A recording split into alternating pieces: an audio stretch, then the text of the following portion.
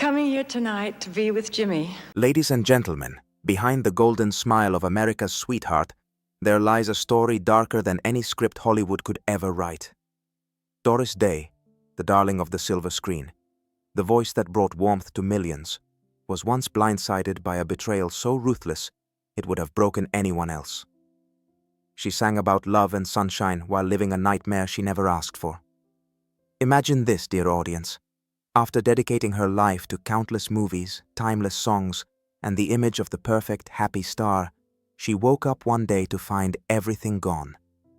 Her beloved third husband, Martin Melcher, the man she trusted with her life and career, died suddenly, leaving Doris with more than just grief. He left her with nothing, or worse, with debts that would bury her if she dared to stand still. But the truth was even more poisonous. It wasn't just the husband, it was the manager, the lawyer, the entire system she thought was protecting her. Doris Day discovered she had been living inside a golden cage, built on lies and empty promises. So how does a woman whose whole fortune was stolen find the strength to fight back? Tonight, let's uncover the shocking betrayal that nearly ruined Doris Day and the courage that saved her. Before we peel back the layers of deceit that trapped Doris Day in a web of betrayal, let us remember who she was in the eyes of the world. Doris Mary Ann Kappelhoff, known to millions simply as Doris Day, was not just an actress or a singer. She was an icon of optimism during some of America's darkest decades. Her radiant smile lit up the post-war era, her voice soothed soldiers abroad and families at home, and her on-screen presence redefined what it meant to be the girl next door. At the peak of her fame in the 1950s and 60s, Doris Day was box office royalty. She starred in classics like Calamity Jane, Pillow Talk, and The Man Who Knew Too Much. Each role cemented her image as wholesome, yet witty, innocent, yet independent. Behind the scenes, studios couldn't get enough of her. She was their golden goose, drawing millions in ticket sales year after year.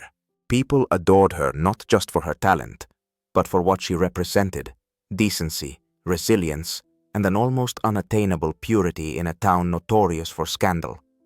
While other stars courted controversy, Doris Day was a sanctuary of normalcy. She was the dream every American family wanted to believe in. Tabloids rarely found dirt to print because, outwardly, she lived a clean, modest life dedicated to work and family. She was so busy delivering happiness to audiences that she seldom stopped to count her blessings or her dollars. And why would she? To the public, Doris Day seemed to have it all: fame that spanned decades, a voice that sold millions of records, and a devoted husband who also served as her manager, handling the complexities of her fortune so she could focus on her craft. Martin Melcher, her third husband, stood by her side at premieres, award shows, and charity events. He was the trusted gatekeeper of her empire. Together they built not only a marriage but an empire of songs, films, and investments that should have secured her future for life. But as we now know, that shimmering image was a mirage. Doris was far too busy to know the details of every deal. She trusted Melcher completely. He was the man who said he'd love her forever and look after her finances as carefully as he would protect her heart. Hollywood insiders admired how they seemed inseparable, a partnership both personal and professional. Yet, behind those Hollywood smiles, a dangerous secret was growing, one that would one day swallow everything she had ever worked for.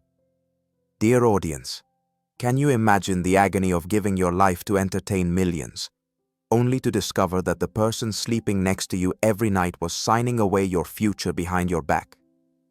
This is the woman we will follow tonight. America's sweetheart, who learned too late that in Hollywood, love can sometimes be the cruelest illusion of all.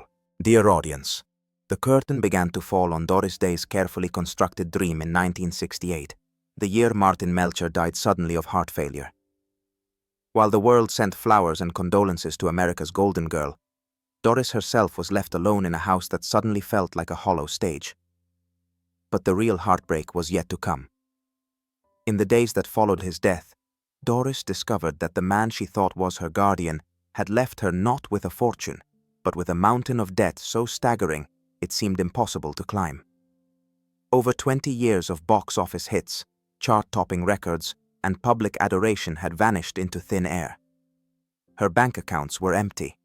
Worse still, she owed over $500,000 to creditors, a sum that in the late 1960s could swallow a person whole. How could this have happened? The answer was both simple and devastating. Martin Melcher, while acting as her manager, had made reckless investments and shady deals with the help of her lawyer, Jerome Rosenthal. They had used her name, her talent, her sweat, and bled her dry. Doris never signed a contract without Melcher's approval. She trusted him with everything, because that is what love does. But Martin, driven by greed or perhaps his own desperate illusions of grandeur, gambled it all away. And when the house of cards collapsed, it fell squarely on Doris's shoulders. She could have run. Many stars in Hollywood would have disappeared, hiding in some far-off villa, trying to forget the shame. But not Doris. Instead, she did something unimaginable. In the same year she lost her husband and learned she was bankrupt, Doris Day discovered that Martin had secretly committed her to star in a brand new TV series, The Doris Day Show. Something she had never agreed to do. She was trapped yet again. She could have walked away, but she didn't. She honored that contract because the alternative was financial ruin and perhaps public disgrace. At a time when TV was considered a step down for big movie stars, Doris Day put on her brightest smile and went to work. She had to face the cameras, deliver her lines, and pretend to the world that she was still the same sunbeam everyone adored.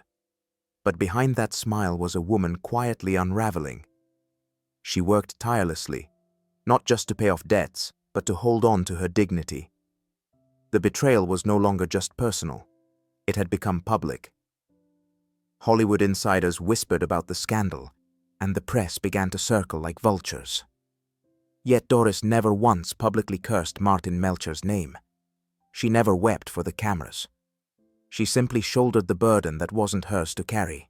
Dear audience, can you picture her in that studio, rehearsing her lines, hitting her marks, all while her heart wondered how it had all come to this? This was only the beginning. The woman who sang Que Sera, Sera would now have to learn what truly happens when everything you trusted is gone.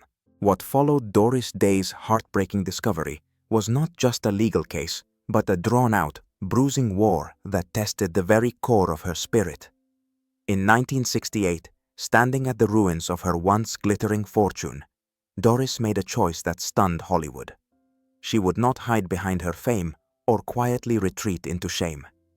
Instead, she filed a massive lawsuit against Jerome Rosenthal, the lawyer who, alongside her late husband, had orchestrated the financial disaster that left her with debts of more than $500,000, equivalent to over $4 million today. The case that began in 1968 would stretch until 1977. 9 years, dear audience. 9 years of depositions, subpoenas, testimony, and endless nights worrying about what each new day in court might reveal.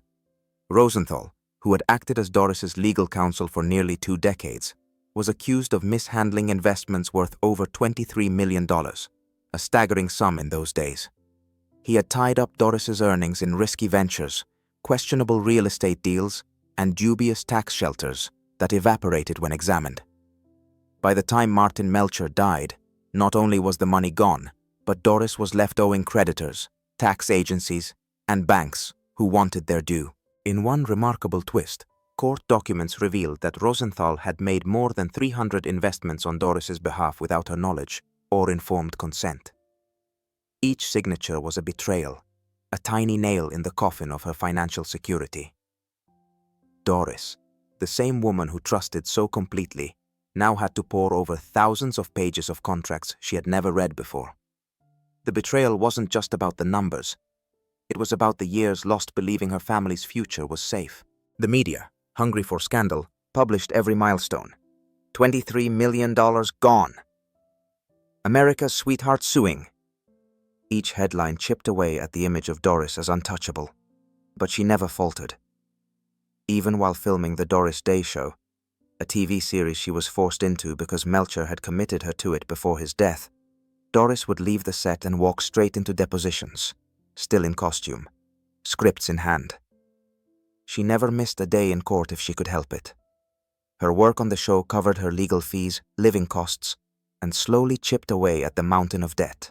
In 1974, a California court ruled in her favor, awarding Doris Day a jaw-dropping $22.8 million in damages, one of the largest legal victories of its kind at that time.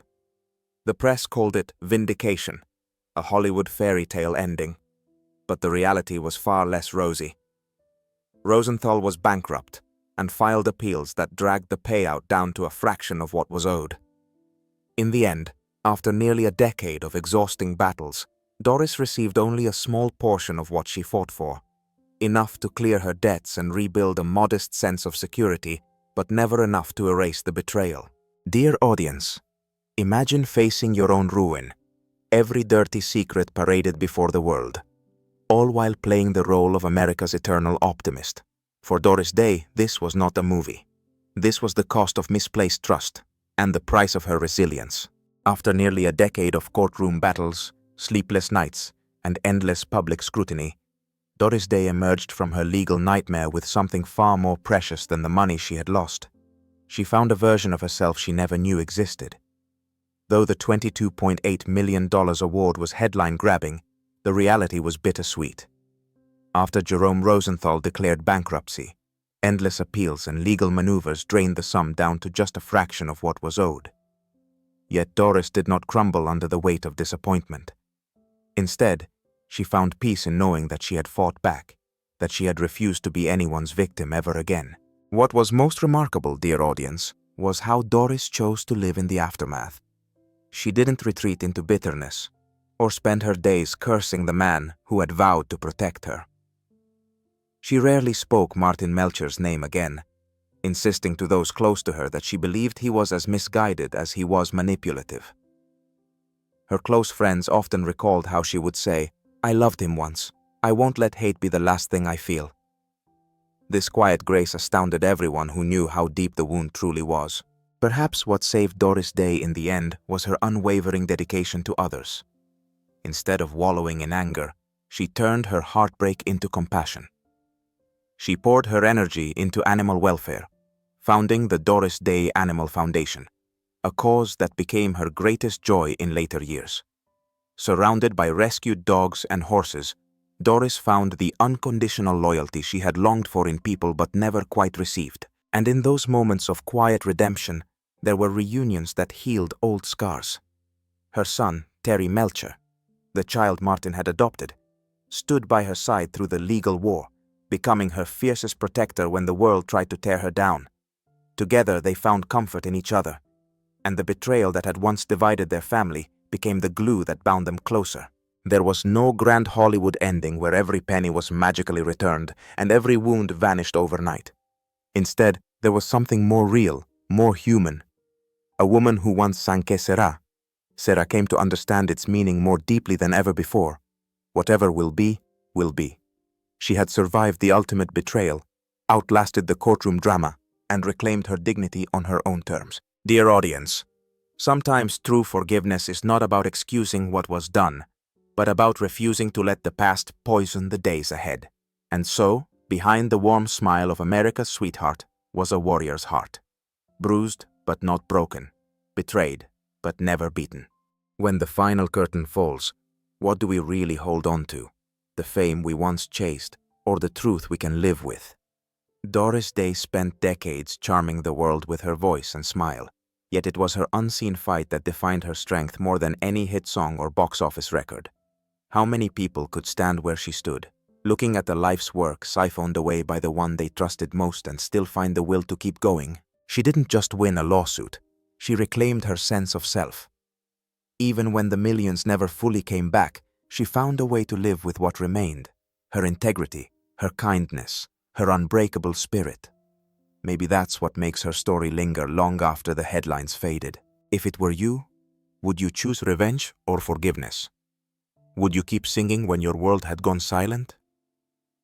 Stories like Doris Day's remind us that true resilience isn't always about public triumphs, but about how quietly we heal the wounds no one sees. So in the end, perhaps the real question is this: when trust is broken beyond repair, Can we ever truly find peace again?